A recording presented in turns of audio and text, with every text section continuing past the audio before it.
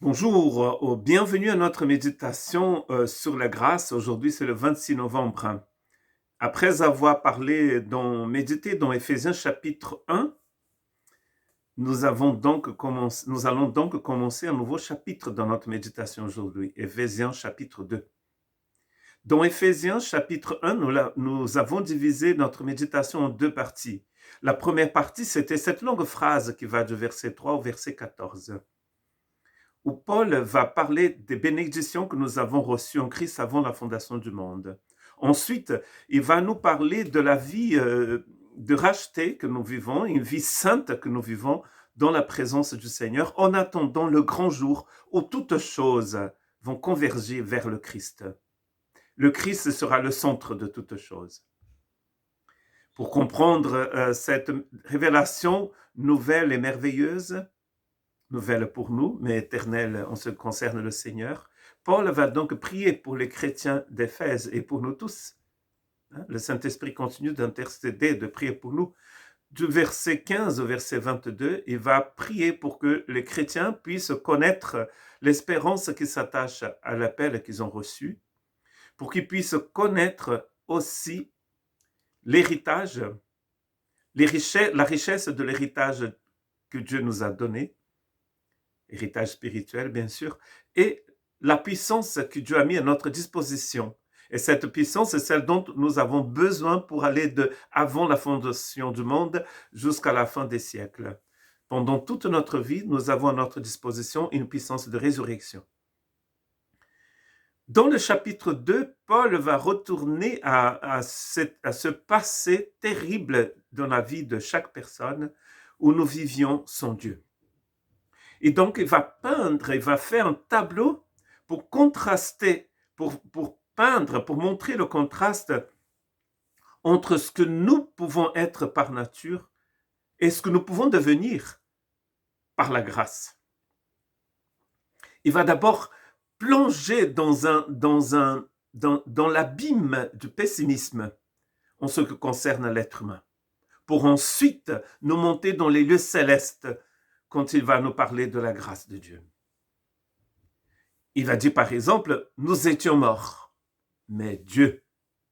Et ce mais Dieu, c'est un genre de bascule qui va tout changer, tout bouleverser. Il nous parle de désespoir, mais aussi de foi.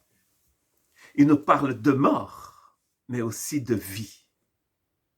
Il va nous montrer où le péché peut nous amener. Mais il va aussi parler de ce que Dieu peut faire pour nous sauver de la mort et de l'enfer. Il va aussi parler des pouvoirs, des puissances du mal qui vont nous rendre en esclavage. Mais il va aussi nous parler d'un Dieu qui nous donne la vie et qui nous fait asseoir dans les lieux célestes avec lui. Donc il parle de ténèbres, de rébellion, de mort, mais aussi de royaume de lumière, de communion, de vie éternelle. Vous voyez le contraste? Par nature, nous étions morts, mais par grâce, nous sommes vivants avec le Seigneur. Et nous voyons dans les actualités, vous lisez les journaux, vous lisez un bouquin, vous écoutez la radio, je ne vais pas faire la pub pour ma radio préférée, vous regardez les chaînes de news et vous allez voir exactement la même chose que Paul voyait. Parce que l'homme n'a pas changé.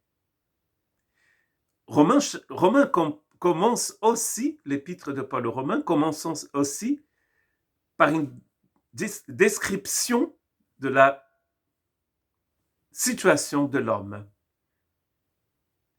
Presque 2000 ans, ces deux textes. Ils ont presque 2000 ans. Mais c'est une très grande actualité. Mort dans la rébellion, séparé, complètement éloigné de la grâce. En faisant notre propre volonté, en pensant que nous sommes des dieux, en essayant de prendre la place de Dieu. Mais finalement, nous ne sommes que poussière sans le Seigneur. Nos jours sont comptés. Voilà pourquoi il est très important de faire attention au message de la grâce dans ce chapitre 2 de la lettre de Paul aux Éphésiens. Car sans l'intervention de la grâce de Dieu, nous allons continuer dans la mort et dans l'enfer, complètement éloignés du Seigneur. C'est vrai que c'est déprimant d'entendre ça, mais il est très important de ne pas vivre dans un genre d'Alice au pays de merveilles, en pensant que tout va aller bien parce que l'homme est magnifique, l'homme est formidable. Paul nous dit dans Éphésiens chapitre 2 que sans Dieu, l'homme est mort. Et je pense que si nous sommes sincères avec nous-mêmes, nous allons constater dans notre histoire qu'il y a énormément de morts. Et je ne parle pas de mort physique, bien sûr. Parce que dans Éphésiens 2, Paul ne parle pas de mort physique, mais de mort spirituelle, d'un état de séparation d'avec la lumière, de séparation d'avec Dieu. Livrés à nous-mêmes, nous sommes dans une abîme. Mais la grâce peut aller nous chercher dans n'importe quelle profondeur. C'est ce que Dieu est venu faire.